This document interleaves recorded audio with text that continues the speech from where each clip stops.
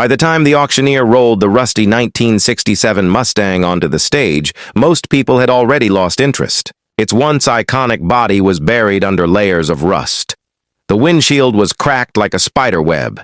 Paint peeled from the hood in jagged flakes, exposing metal eaten away by time. Even one of the headlights hung slightly loose, giving the car a tired, broken look. People in the crowd laughed. "Who even brought that junk here? That thing belongs in a scrapyard. No way it runs." At the back of the hall stood Daniel Carter, a quiet mechanic from a small town, holding the hand of his 8-year-old daughter, Lily.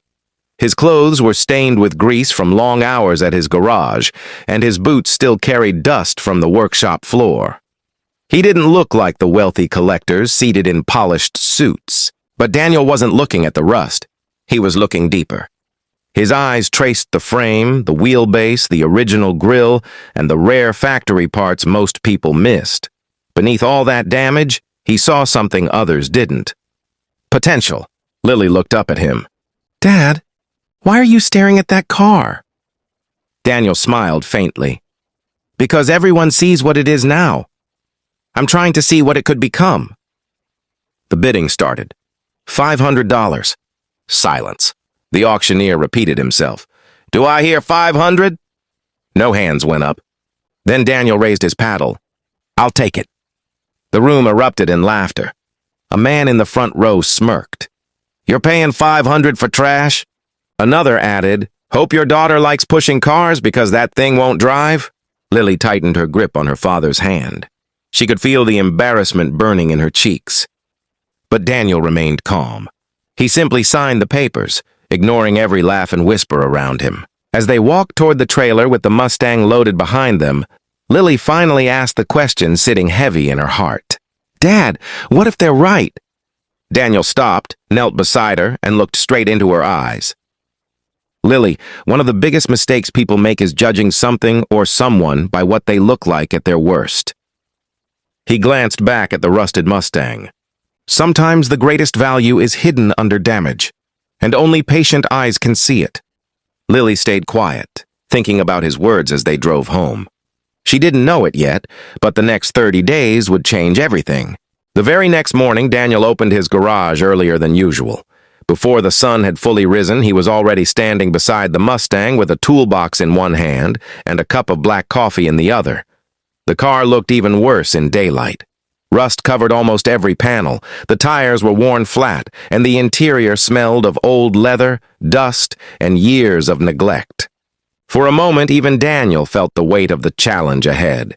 Lily stepped into the garage, rubbing sleep from her eyes. "Are we starting already?" Daniel smiled. Restoration doesn't wait. From that day on, a routine formed. Daniel worked at his garage during the day, fixing customers' cars to pay the bills. At night, after dinner, he returned to the Mustang. Some nights he was exhausted, his shoulders aching from 12-hour shifts. Still, he showed up. And Lily showed up too. She handed him wrenches, organized bolts into tiny jars, and carefully cleaned small parts with a cloth.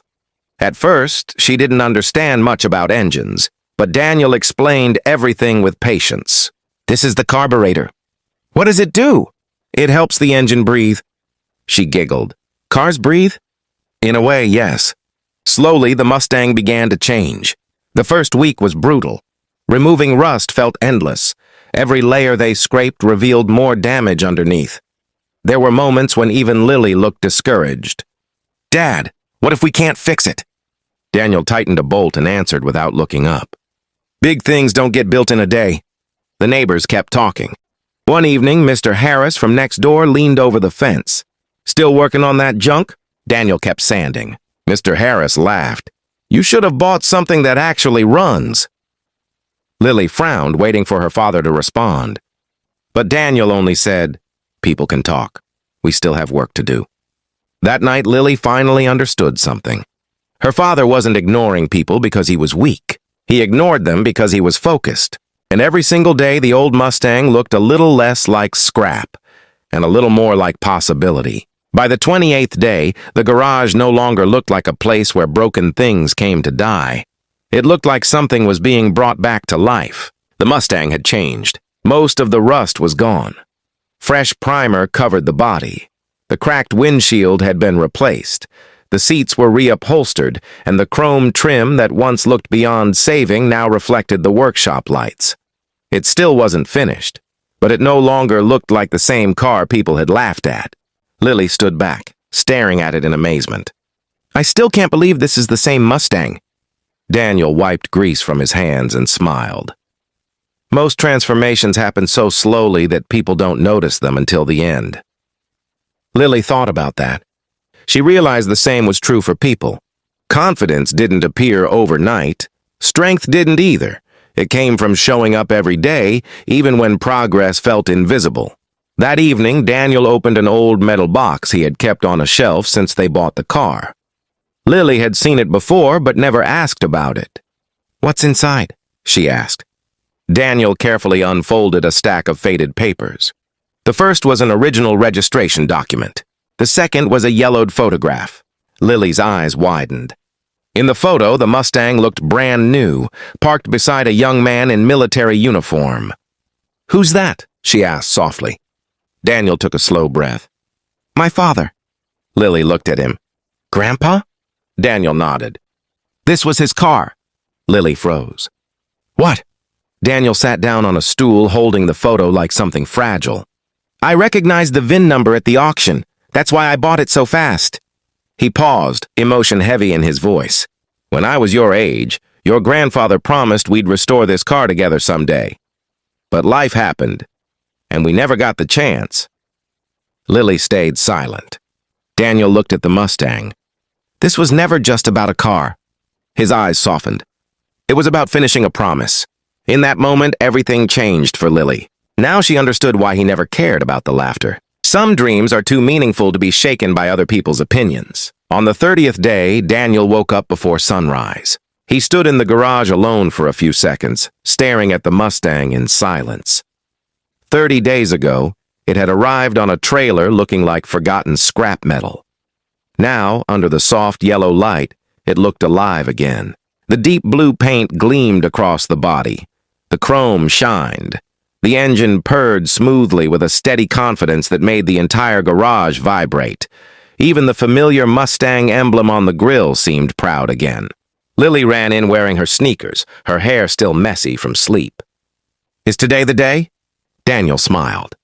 "Today's the day." Word spread quickly through town. By afternoon, people gathered outside Daniel's garage. Some came out of curiosity. Some came because they had heard rumors. And some were the very same people who had laughed at the auction. Mr. Harris stood in the front, arms folded. "No way he actually fixed it." Daniel slowly opened the garage door. Silence. No one spoke. The crowd stared. The same rusted car they had mocked now looked like a masterpiece. The transformation was so unbelievable that people struggled to connect it to the broken shell they remembered. Someone whispered, "That can't be the same car." Another muttered, "Impossible." Daniel opened the driver's door and looked at Lily. "You ready?" She grinned. "Always." They climbed in together. The engine roared to life. Not a weak cough. Not a struggle. A powerful roar. Several people instinctively stepped back. Daniel rolled down the window and glanced once at the crowd. He wasn't angry. He didn't feel the need to prove anything. He had already won long before this moment. As they drove slowly past the stunned crowd, Lily looked at him. "Dad, they're not laughing anymore." Daniel kept his eyes on the road. "No," he said softly, "because results speak louder than opinions." Lily smiled as the wind moved through her hair. In that moment, she understood something she would carry for the rest of her life. People will judge your beginnings. They will doubt your vision. They may laugh while you build. But if you stay patient, keep working, and believe in what others cannot yet see, one day, the same people who doubted you will have nothing left to say.